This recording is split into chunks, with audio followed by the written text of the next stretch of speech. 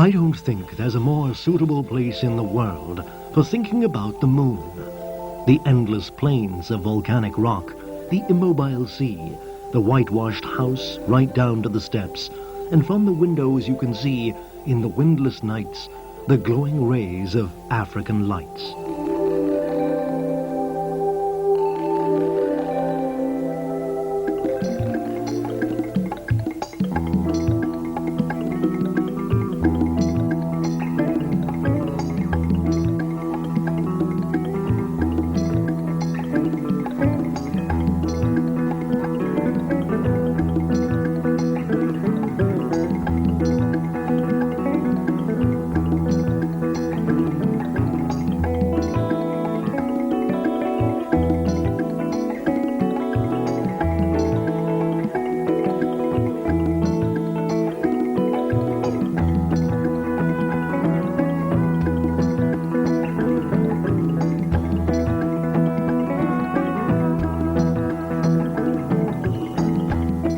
An island lying between Italy and Africa, Pantelleria has always been a place where people of Mediterranean spirit meet and mingle. 120 kilometers from Sicily and only 70 from Tunisia, Pantelleria has been an important Mediterranean trading station since the time of the Phoenicians. The island also plays a meaningful role in ancient Greek mythology. It's thought to have been the enchanted island of Ogygia, where Ulysses, the hero of Homer's epic poem, was offered hospitality by the nymph Calypso during his wanderings.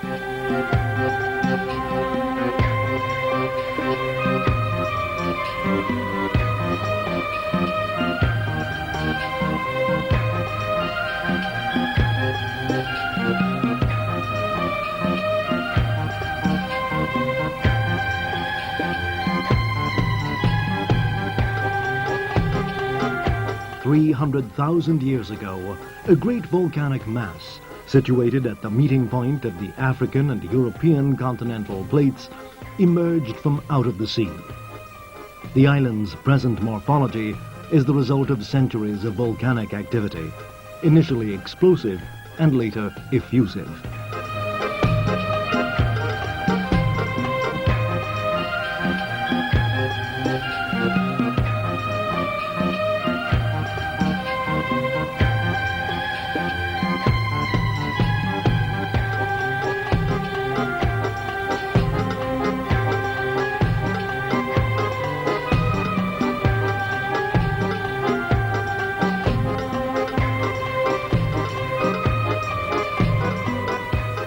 These major geological changes produced an extremely variable landscape.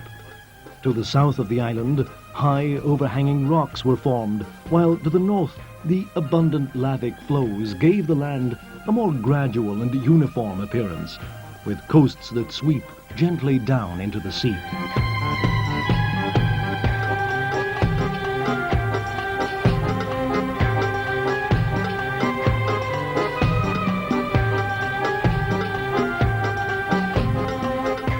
The center of the island is distinguished for its sloping hills and imposing mountainous forms.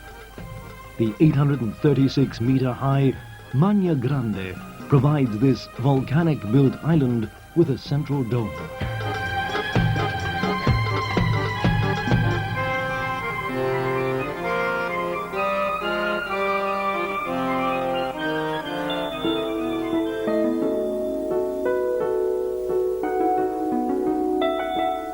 The other face of Pantelleria's geomorphological makeup is clearly illustrated underwater by its seabeds. To the north, it is fragmented, while to the south, it is much more compact. On the northern side of the island, the magma that slid into the sea from the low coastlines has created very irregular seabeds that gently slope down towards the depths in blocks and extremely fragmented layers. These light-colored rock formations, known as hyaloclasti, are very light and porous in substance.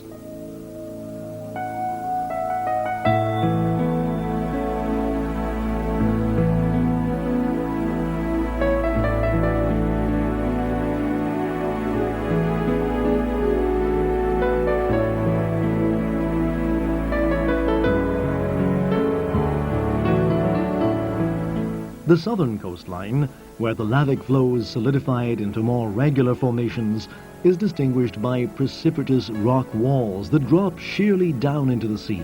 These basaltic-type rocks differ considerably in appearance from those on the northern coastline.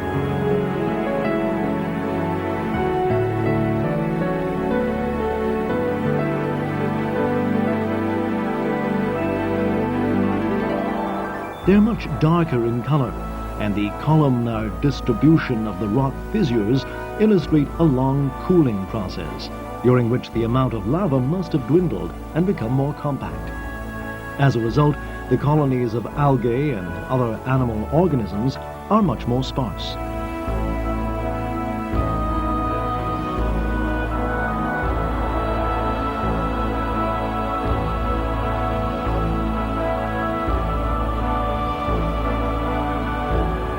The lavic rock's resistance to erosion has preserved the precise cut and angular forms of the various conformations that make up this island's two distinctly different coastlines.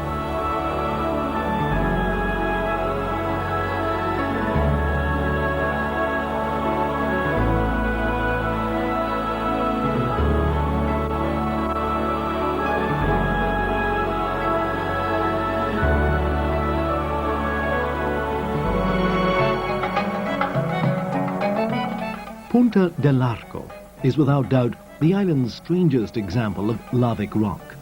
The people of Pantelleria have nicknamed it Elephant's Point because it's shaped very much like a gigantic elephant drinking from the sea with its trunk.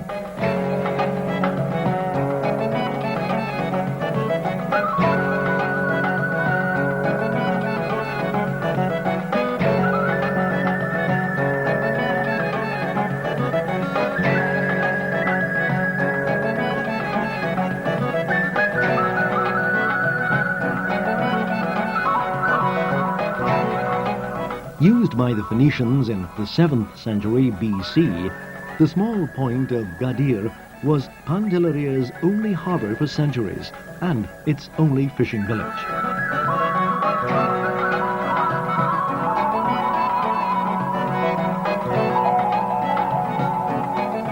Because of the unevenness of the rock, most of the coasts and beaches around the island are only accessible from the sea.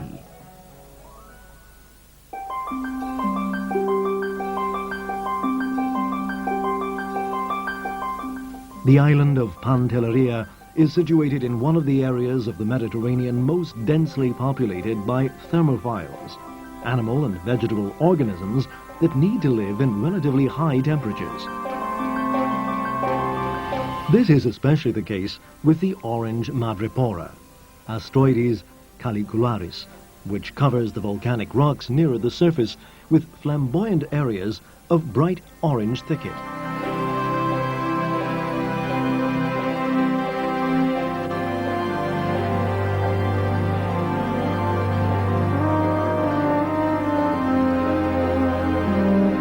The distribution of the wealthiest and most numerous asteroid colonies depends on the geography of the Mediterranean basin and is therefore very intermittent.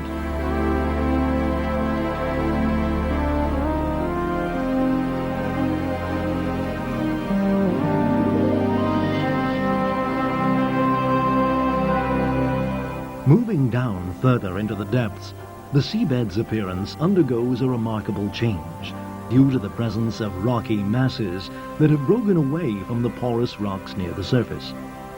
The luxuriant carpets of green algae and colored sponges, mostly orange and yellow, give way to the no less luxuriant gardens of red gorgonia called Paramuricea clavata.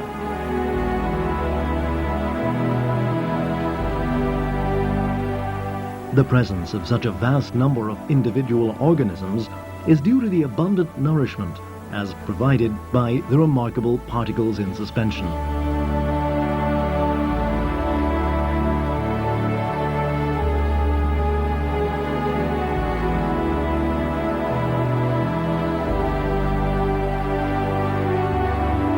In an environment so full of nourishment, the competition between the various species of filtering organisms can be extremely fierce.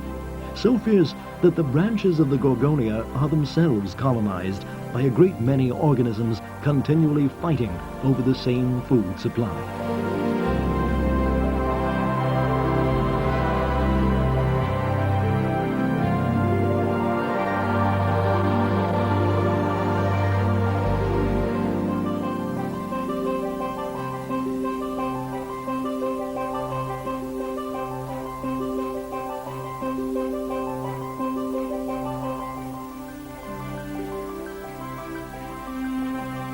The moment has come to return to the surface and discover the true face of Pantelleria, an island more strongly attached to the land than to the sea.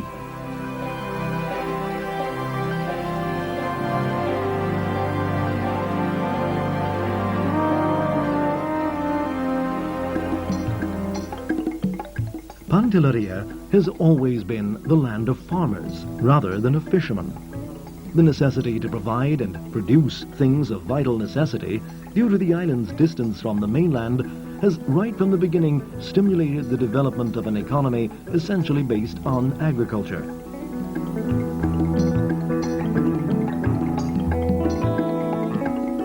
The Arabs, during their 400-year domination, were the first to transform the greater part of Pantelleria into arable land, leaving an indelible impression on both the language and the local architecture. The Damusa, which gets its name from the characteristic domed roofing of obvious Arab origin, is without a doubt the main expression of rural culture on the island.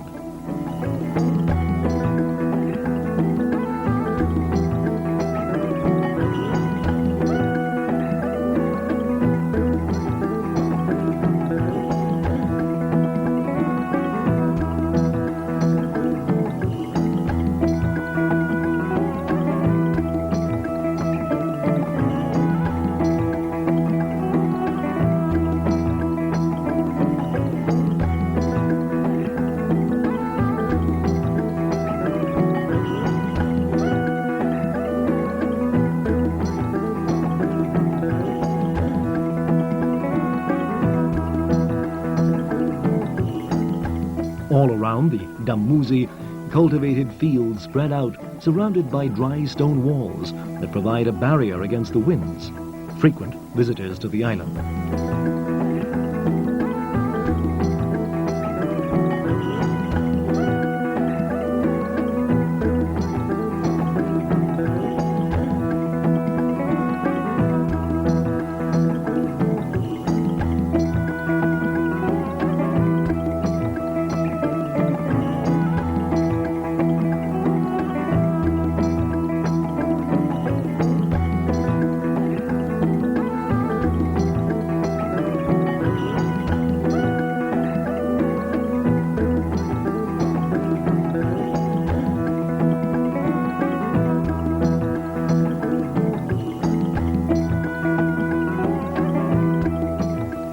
Pantelleria's landscape is characterized today by the impressive terracing work that has enabled a great deal of previously unarable land to be cultivated.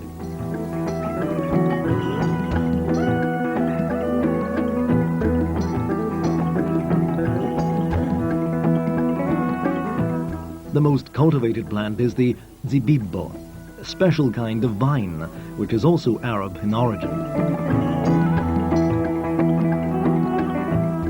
The volcanic texture of the land and its exposure to the sun makes it ideal for the growth of this plant that produces not only grapes destined for wine, but also the island's famous raisins. The zibibbo vine is cultivated without any support trestling for its shoots.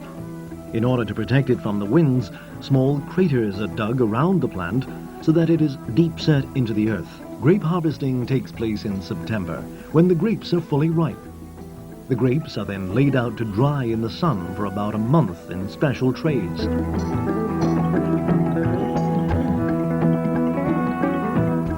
Highly rated table and dessert wines are also produced from Pantelleria grapes. Of particular note is the famous dessert wine Passito di Pantelleria.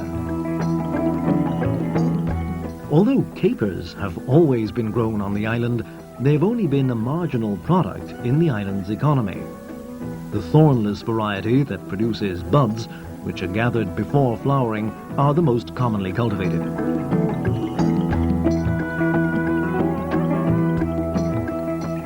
After being harvested, the capers are still not ready to eat, but must be preserved for a short period in salt.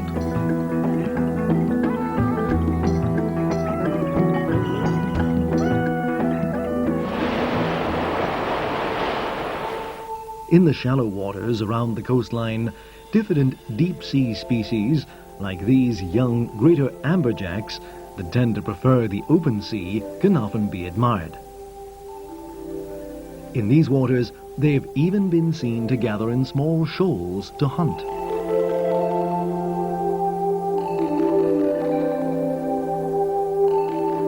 And even rarer sights can be seen, like this one with a solitary multicolored dolphin fish. The barracuda, or sea pike, is decidedly more gregarious. They can be seen more and more frequently, moving in great shoals through the warm and limpid waters of Pantelleria.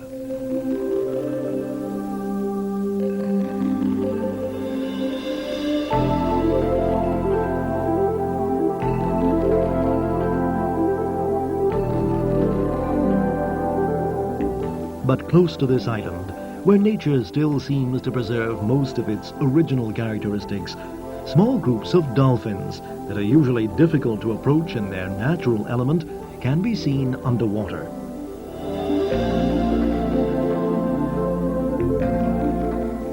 It's rare to be able to approach them underwater, but on this occasion they seem extremely confident and even curious.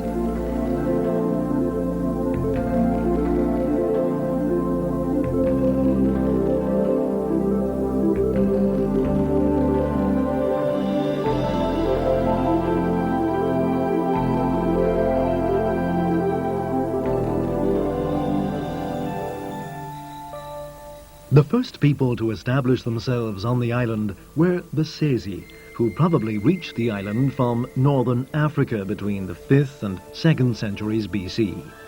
Important remains of their presence on the island can still be seen today. They settled in an area which covered about a kilometer and was divided into two parts, the city of the living and the city of the dead. The so-called Sezi in the dead city can still be seen today and are megalithic elliptical-shaped tombs in which the important people in the community were buried.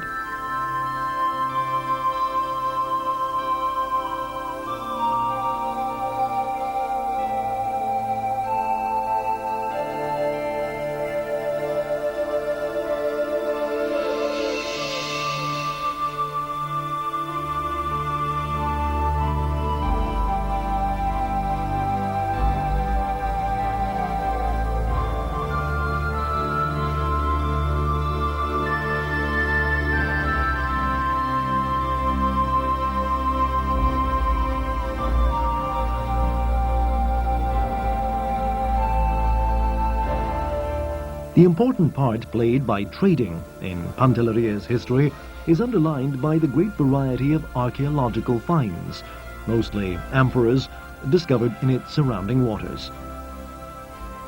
In Barbacane Castle, built during the Norman occupation in the 13th century, a small museum has been established in which a great many amphoras dating from the 2nd century BC can be admired.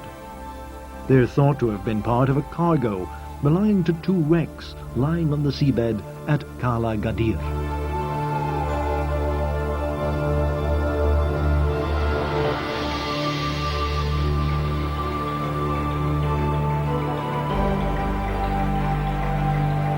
Other finds have been made in the area around Scauri.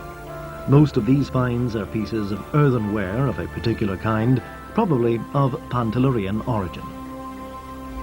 In all, 25 cases of this material have been found, and after being catalogued by the archaeologists, they'll go to enriching the exhibition on view inside the Castle Museum.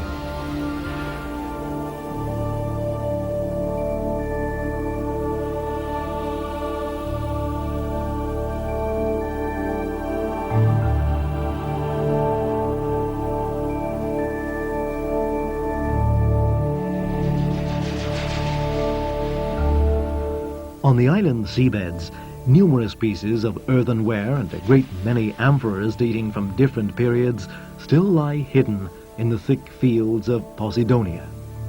But new finds continually appear from out of the sand, disturbed by the movement of the tides.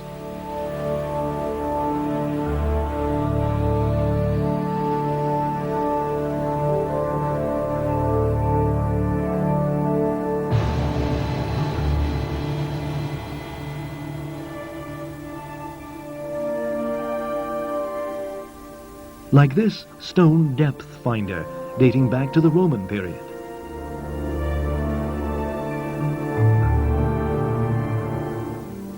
In the case of more important finds, archaeological sites are set up.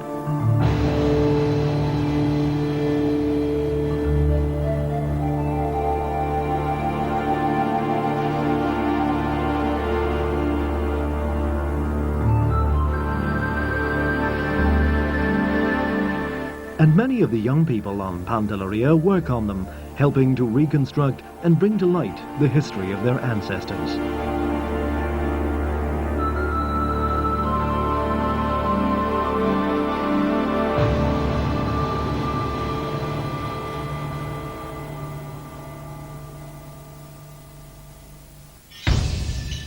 Pantelleria's only lake, called the Mirror of Venus, is fed by underground springs of soda-rich volcanic origin.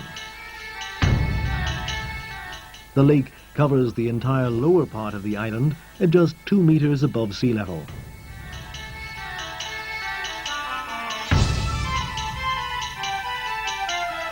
Although the eruptive activity on Pantelleria is dormant at the moment, secondary volcanic phenomena are still at work.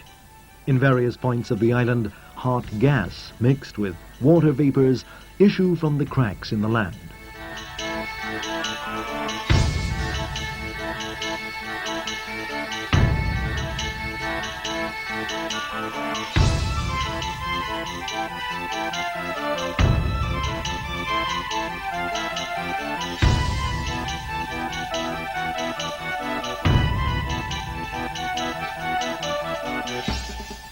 Over the centuries, a special relationship has developed between man and nature on Pantelleria, which has done much to preserve the incredible beauty of this island.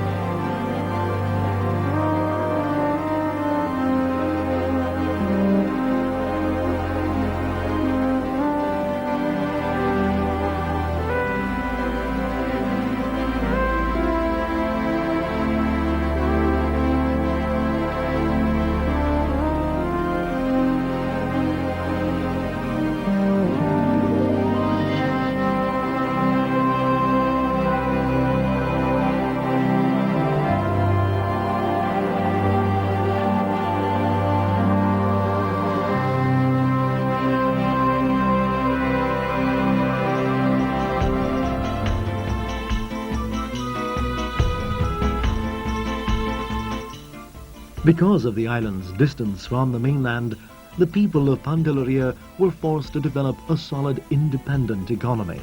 And this same independence is reflected in their architecture, language and traditions.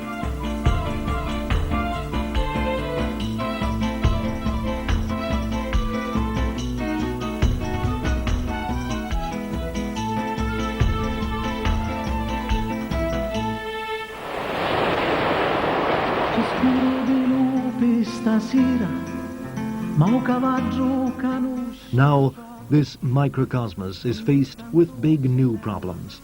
First and foremost, the younger generation's total abandonment of the countryside.